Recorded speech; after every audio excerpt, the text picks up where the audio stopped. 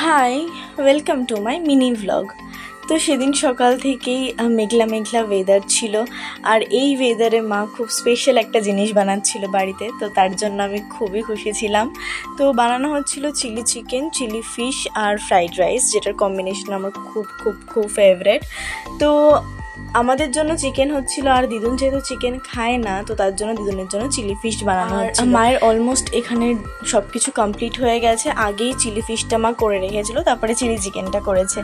আর আমি এখানে ঘরে বসে এই আঁকিবুকি করছিলাম, ওই মুজের যে কন্টেনারগুলো হয় না, সেটাতে একটুখানি ড্রয়িং করছিলাম। তো ভেবেছিলাম যে এর মধ্যে কালার দিয়েই কিছু ড্রয়িং করবো, বাট সেরকম তুলি আমার কাছে ছিল না। তার জন্য মার্কার দিয়ে কিছু ডুডল ড্রয়িং করেছিলাম, বাট সেটা স্প্রেড হয়ে খুব বিচ্ছিরি এখন দেখতে লাগছে, জানি না কীভাবে ঠিক করব। তো আমাদের লাঞ্চ এখানে রেডি। আমি একটুখানি চিলি ফিশটাও ট্রাই করছিলাম, আর চিলি চিকেনটা তো দারুণ হয়েছিল।